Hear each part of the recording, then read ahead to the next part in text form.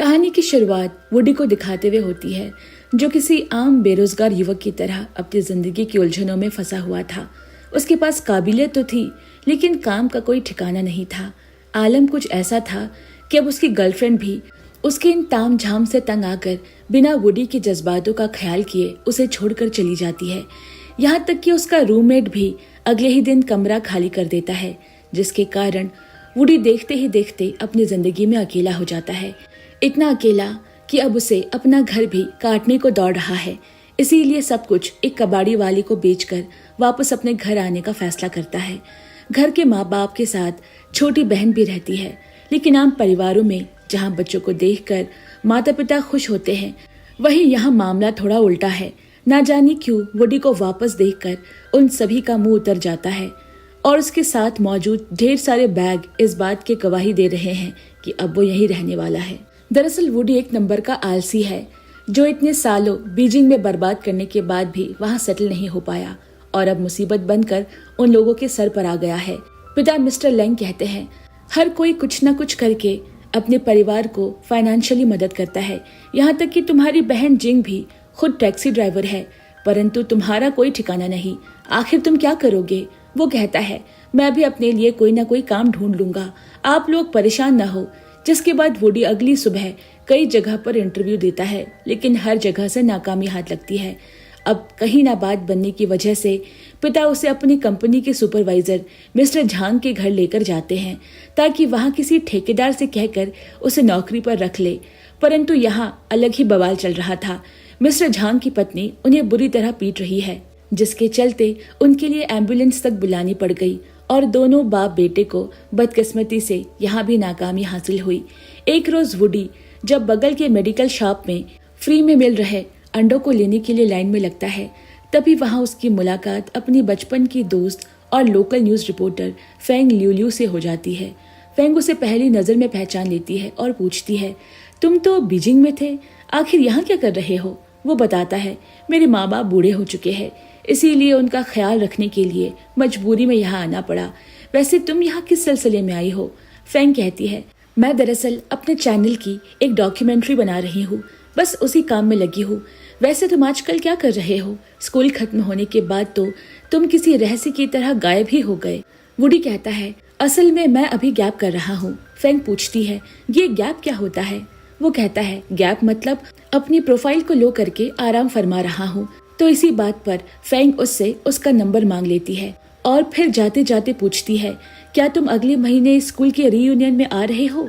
पूरी तरीके से फ्री और निठल्ला बैठा वुडी इस सवाल का जवाब ऐसे देता है मानो पूरे देश की अर्थव्यवस्था की जिम्मेदारी उसी के कंधों पर हो।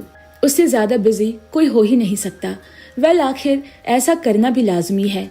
अब लड़की के सामने अपनी बेइज्जती थोड़ी ना करवा लेता, इसीलिए बात को ये कहकर टाल देता है, हाँ देखता हूँ, अगर मेरे बिजी शेड्यूल में से कुछ समय निकला तो जरूर आऊंगा। वेल, फेंग के सामने वुडी चाहे जितना हीरो बनने की कोशिश करे, लेकिन हकीकत में उसको अपनी हालत का अच्छे से अंदाजा है।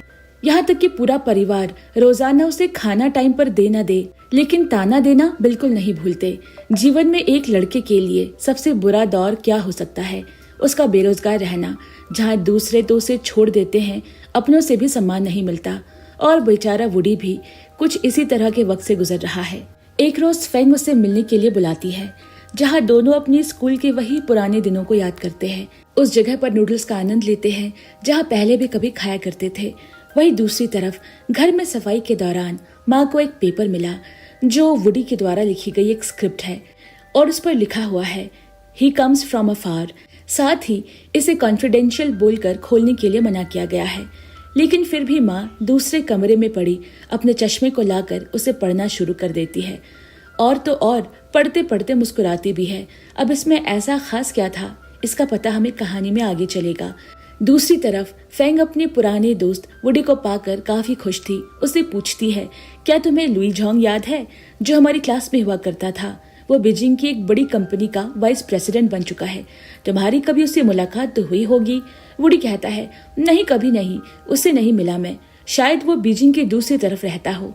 फिर वो उसे उसके काम के बारे में पूछती है, जिस पर वुडी बताता है, वैसे तो कई लोग इस काम को छोड़ चुके हैं, लेकिन मैं किसी तरह टिका हुआ हूँ। सच कहूँ तो स्क्रिप्ट लिखने का भी ठीक से समय नहीं मिल पाता। मैं तो बस ये सब कुछ दिल से करता हूँ और अब कुछ खास पैसे भी नहीं मिलते। वैसे तुम एक अच्छी जर्नलिस्ट हो, तो आखिर यहाँ पर अपना समय क्यों खराब कर रही हो? तुम्हें तो किसी बड़े शहर में जाकर अपनी किस्मत आजमानी चाहिए। फेंग कहती है, हाँ तुम्हारी बात में तो दम है, लेकिन मुझे यहाँ अपने परिवार का ख्याल रखना पड़ता है, खास तौर पर मेरे बेटे का। अब उन्हें छोड़कर जाना भी तो मुमकिन नहीं है। तो फिर वुडी उससे पूछता है, तुम्हारा पति क्या करता है? वो कहती है, अब हम लोग एक साथ नहीं रहते। क्या तुम्हें यांगबो याद है जो हमारी क्लास में था? वुडी ने कहा, हाँ हाँ, उसे कैसे भूल सकता हूँ। वो तो पूरे स्कूल की लड़कियों को गंदी नजरों से देखने के लिए फेमस था। एक नंबर का बेहद वाहियात आदमी था। फेंग बोलती है, हाँ वही मेरा पति है। जो सुनते ही वुडी कुछ पलों के लिए बिल्कुल शांत हो जाता है। थोड़ी देर बाद घूमते फिरते वुडी उसे पूछता है, वैसे तुम अभी किस चीज की डॉक्यूमेंट्री बना रही हो? फेंग कहती है, मैं एक शख्स के ऊपर डॉक्यूमेंट्री तैयार कर रही थी जो इस शहर को छोड़कर पहली बार बाहर गए और फिर वापस यहीं लौट कर बस गए। मैं उनकी जिंदगी के तजुर्बे लोगों तक पहुंचाना चाहती हूँ कि आखिर कैसा लगता है जब एक आदमी उस जगह को छोड़कर जाता है जहाँ पर वो जन्मा, जहाँ उसके पुरखों का आशियाना है। हर कण कण में बचपन की वो चुलबुली यादें, इन सब चीजों को दिल में समाकर न जाने उसने एक अनजान शहर में कितनी उलझनों की रातें गुजारी होंगी। लेकिन अफसोस कुछ रोज पहले ही उसकी मौत हो गई और अब मैं कुछ और लोगों को ढूंढ रही हूँ। इस दौरान फेंग वुडी की तरफ देखते हुए कहती है, वैसे मैं एक ऐसे आदमी को जानती हूँ जो शायद इसके लिए बिल्कुल परफेक्ट है। वुडी उसका इशारा झट से पकड़ लेता है और कहता है, नहीं नहीं, मैं बिल्कुल भी यह नहीं कर सकता। मैं इतना बूढ़ा थोड़ी ना हो गया हूँ जितना कि तुम मुझे समझ रही हो।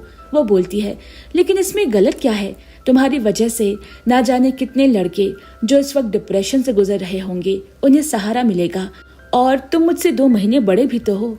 इस पर वुडी भौंचक्का रह जाता है और उसे पूछता है, क्या तुम्हें अभी भी मेरा बर्थडे याद है? जिसका जवाब फेंग हल्की से मुस्कुराहट के साथ देती है। और फिर हम वुडी को घर की ओर जाते हुए देखते हैं, जो अपनी सभी पुरानी ट्रॉफीज, किताबों को साफ करके एक जगह इकट्ठा कर रहा है। उसने माँ युई से 2000 रुपए भी लिए, जिसे इंटरव्यू के दौरान जब फेंग रिकॉर्ड कर रही होती है तो दिखावे के तौर पर उन्हें वापस कर देता है, जिससे दुनिया को लगे कि वो जो कुछ भी कमाता है अपनी माँ के हाथों में रख देता है। लेकिन हकीकत कोई नहीं जानता कि ये पैसे खुद उसकी माँ ने ही दिए हैं। उल्टा इसमें से 400 रुपए वो अपने पास भी रख लेता है। उसके आस पड़ोस के लोग भी इस एपिसोड में फिल्माए जाते हैं, जो उसके बचपन की नालायकियों का जिक्र करते हैं। वहीं उसके बहन के हिसाब से वुडी किसी नौकरी के लिए बना ही नहीं है, वो तो आलसी है। पिता लेंग तो उसे तब से खफा है जब उसने उनकी जुगाड़ की हुई नौकरी को ठुकरा दिया था। हालांकि माँ को लगता है 40 साल के हो जाने के बावजूद भी ये सब कुछ नॉर्मल है और बेटा वुडी कुछ न कुछ तो कर ही लेगा। फेंग वुडी के सोकर उठने से लेकर उसके पूरे दिनचर्या का अच्छा खासा वीडियो बनाकर अपने सीनियर मैनेजर को भेजती है। लेकिन मैनेजर को ये डॉक्यूमेंट्री बिल्कुल भी पसंद नहीं आती। वो उसे एक लूजर कहता है। उनके मुताबिक ये कोई स्पेशल केस नहीं है, बल्कि आलस से भरे एक इंसान की नाकाम जिंदगी है जो बिल्कुल भी मेहनत करना नहीं चाहता।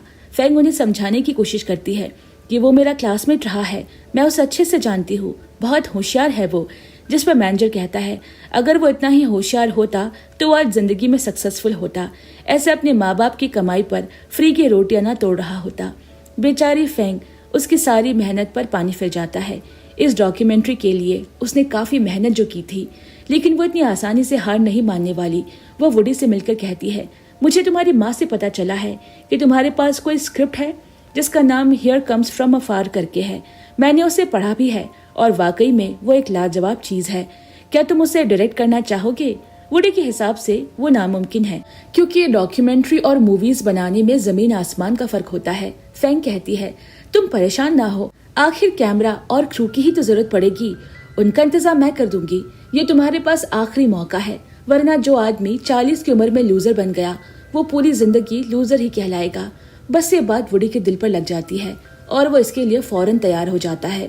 कैमरामैन रॉनी भी इसमें उनका साथ देने के लिए रेडी हो गया। वो उसे कई तरीके के आइडियाज भी देता है, जैसे कि कहानी की पुरानी फिल्मों की तरह दिखने के लिए एक ब्लैक एंड व्हाइट कैमरा लगेगा। साथ ही वुडी अपने घर पर इस फिल्म को डायरेक्ट करने का निर्णय लेता है। माँ यूई पूछती है कि क्या बेटा तुम्हारे पास इतने पैसे हैं? वो बताता है, इसमें पैसों की बिल्कुल भी जरूरत नहीं है, बस कुछ जरूरी लोग लगेंगे और घर को थोड़ा बहुत चेंज करके हम आराम से अपना काम चला लेंगे। तभी बहन जिंग कहती है, क्या मैं तुम्हारी स्क्रिप्ट पढ़ सकती हूँ? वो कहता है, नहीं, तुम क्या कोई मेरी इन्वेस्टर थोड़ी ना हो। इस पर माँ कहती है, अरे वही स्क्रिप्ट जो मैंने तुम्हें कुछ दिन पहले पढ़ने के लिए दी थी। ये सुनकर तो जिंग जोर जोर से हंसने लगती है। बेचारा वुडी, उसका कोई सीक्रेट इस घर में सीक्रेट रह ही नहीं गया था। ना जाने उसकी माँ ने इसकी स्क्रिप्ट कितने लोगों को पढ़ा दी थी। अगले दिन जब यूई को अंदाजा होता है कि उसके बेटे के पास पैसे की कमी है और वो फिल्म बनाने जा रहा है, तो वो चुपके से उसे अपने पास बुलाती है और कमरे के निचले दराज को खोलने के लिए कहती है। वुडी को उसमें एक किताब मिली जिसके अंदर ढेर सारे पैसे पड़े होते हैं। माँ कहती है, आधे घंटे बाद तुम्हारे पिता यहाँ आ जाएंगे और ये पैसे ले लेंगे, लेकिन मुझे लगता है इसकी सबसे ज्यादा जरूरत अभी तुम्हें है। ये तुम्हारा आखिरी मौका है और जिंदगी रोजाना मौके थोड़ी ना देती है। ये सब देख वुडी समझ नहीं पाता कि आखिर उसकी माँ कैसी महिला है। एक तरफ तो वो पिता के सामने ऐसे दिखाती है कि वो उनका नाकारा बेटा है, वहीं दूसरी तरफ किसी नन्हे से बच्चे की तरह उसकी जरूरतों का ख्याल रखती है। ये पहली दफा था जब वुडी की ममता की हल्की झलक देखने को मिलती है। जिस समाज में उसके पीठ पीछे ना जाने क्या क्या कहते हैं, अब उसे अपने कंधे पर माँ के हाथ होने का एहसास होने लगा है। वो फटाक से पैसे लेकर रॉनी के साथ कैमरा, रिंग लाइट जैसे अनेकों जरूरी इक्विपमेंट्स खरीद कर ले आता है और घर में सेट करने लगता है। पिता लेंग को छोड़कर सभी किसी न किसी तरीके से उसकी इसमें मदद कर रहे हैं। तभी हमें मालूम पड़ता है कि जिस एक्टर को फेंग ने मूवी के लीड रोल के लिए राजी किया था, वो किसी दूसरे प्रोजेक्ट के सिलसिले में बाहर गया हुआ है। सब कुछ अच्छा चल रहा था कि ये खबर उसे मायूस कर देती है। रॉनी सामान को वापस पैक करने लगता है।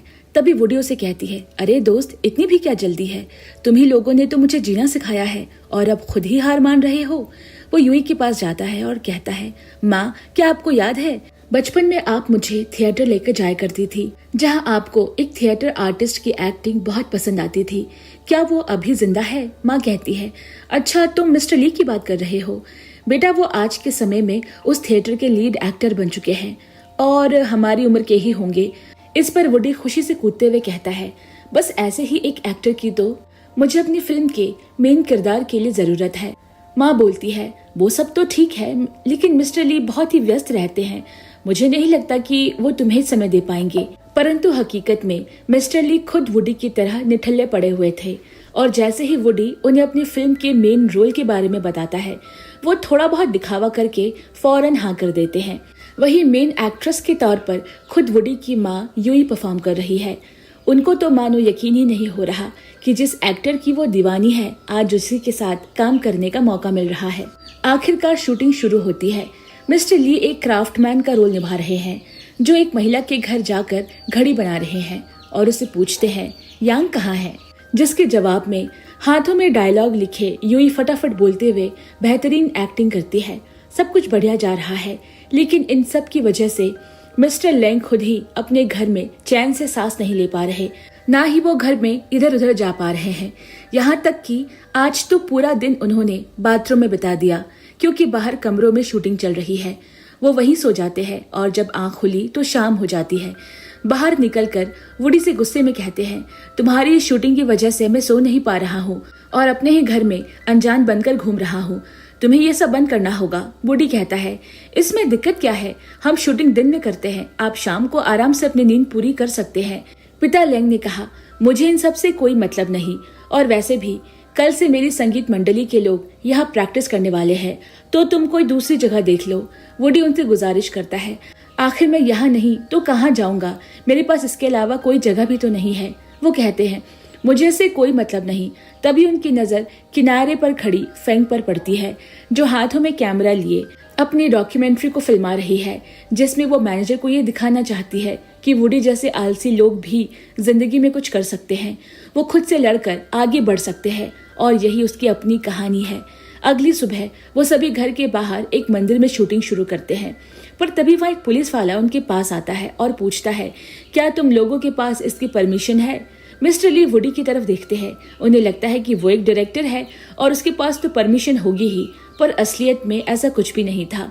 वुडी पुलिस अफसर को मनाने के लिए उसे पुल के ऊपर बिठाता है और सिगरेट पिलाने लगता है। साथ ही साथ उन्हें समझाने की कोशिश करता है कि वो सिर्फ एक शॉर्ट फिल्म फिल्मा रहे हैं, मगर बदकिस्मती से वो उन्हें कुछ पैसे देने की कोशिश करता है। तभी गलती से हाथ लगने की वजह से अफसर नीचे तालाब में गिर जाता है, जिसके बाद वो लोग अपना अपना सामान लेकर वहां से फौरन भाग जाते हैं। वहीं घर पर जब लेंग साथियों के साथ प्रैक्टिस कर रहा है, अचानक ना जाने कैसे वोल्टेज कम होने के चलते उनके इंस्ट्रूमेंट काम करना बंद कर देते हैं।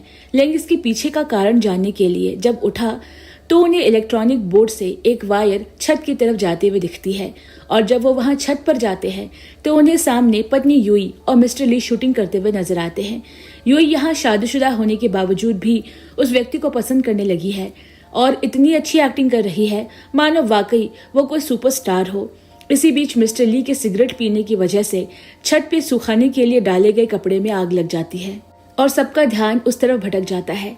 पिता लेंग, जो उन लोगों के इस आइडिया से पूरी तरह नाखुश थे, छत पर पत्नी को ये सब करते देख और ज्यादा बिगड़ जाते हैं। वो वुडी से कहते हैं, एक बूढ़ी औरत जो अपने पति को धोखा दे रही है, यही तुम्हारी कहानी का टॉपिक है क्या? तुम्हें क्या लगता है लोग इसे देखेंगे? वुडी उनसे कहता है, नहीं, मेरी कहानी इस पर नहीं है। मेरी कहानी तो उन लोगों पर है जो अपने अंदर के आजादी को ढूंढ रहे हैं। पिताजी, हम लोग राइटर हैं, हमारा काम ही है एक अलग तरह की मास्टरपीस लिखना। ये सुन लेंग और भड़क जाता है और कहता है, ये कोई मास्टरपीस नहीं है, बल्कि तुम अपनी माँ के स्कैंडल पर फिल्म बना रहे हो और इसे मास्टरपीस कह रहे हो। शर्म की बात है कि उनसे इसमें एक्टिंग भी करवा रहे हो। वुडी को पिता की बातें बिल्कुल भी समझ नहीं आ रही। शाम को जब वो माँ यूई से इसका जिक्र करता है तो वो बताती है, हाँ, तुम्हारे पिता जानते हैं कि मैं एक थिएटर आर्टिस्ट पर फिदा थी, मगर इसका मतलब ये नहीं कि मेरा उसके साथ कोई संबंध था। मैंने हमेशा अपने दायरे में रहकर सब कुछ किया है। लेकिन मुझे पता है तुम्हारे पिता का चक्कर एक डॉक्टर के साथ चल रहा था, परंतु हमने कभी इस बारे में एक दूसरे से बात नहीं की, क्योंकि जिंदगी की रेसिपी में कुछ सीक्रेट हमेशा मसालों की तरह छुपे रहना चाहिए। यही सच्चाई है। अगले दिन से ही शूटिंग फिर से शुरू हो जाती है, जहां रॉनी अपने ब्लैक एंड व्हाइट कैमरे से पूरी स्टोरी को 90 के जमाने में फिल्मा रहा है। वहीं बगल में किसी न्यूज रिपोर्टर की तरह हाथों में कैमरा पकड़े फेंग वुडी के ऊपर बना रही अपने डॉक्यूमेंट्री के सिलसिले में उससे जुड़े हर एक छोटी से बड़ी चीज रिकॉर्ड करने से पीछे नहीं हटती, जिससे हमें साफ साफ समझ आ रहा है कि यहाँ पर एक नहीं बल्कि दो फिल्में बन रही है। एक वो जिसे वुडी अंजाम दे रहा है और दूसरी खुद 40 साल के वुडी की जिंदगी से दो हाथ करने की। देखते ही देखते कई दिन बीत जाते हैं। फिल्म अपने अंतिम पड़ाव पर आ गई है, परंतु दोस्तों, वो कहते हैं ना, जब जीवन में सब कुछ सही चल रहा होता है तभी ना जाने कहां से एक ऐसा हादसा होता है जो अंदर से पूरी तरीके से सभी को तोड़ कर रख देता है। और कुछ ऐसा ही एक रोज शूटिंग के दौरान देखने को मिला, जहां यूई अचानक कमरे में गिर गई और फिर कभी नहीं उठी। मालूम पड़ा कि वो एक लाइलाज बीमारी से जूझ रही थी, जिसके बारे में उन्होंने कभी भी किसी को नहीं बताया। लेकिन हमेशा से थिएटर और एक्टिंग का शौक रखने वाली यूई को जब जिंदगी के अंतिम क्षणों में एक्टिंग का मौका खुद उसके बेटे ने दिया, तो इस पल को उन्होंने उल्लास के साथ जिया। ये वो पल था जिसने उन्हें जिंदगी की सबसे अधिक खुशियां दी। उनका यूं चला जाना पूरे परिवार के लिए किसी बुरे ख्वाब से कम नहीं था। हर कोई टूट चुका था। पति लेंग को तो सदमा सा लग गया है। शायद इस सदमे को झेलने के लिए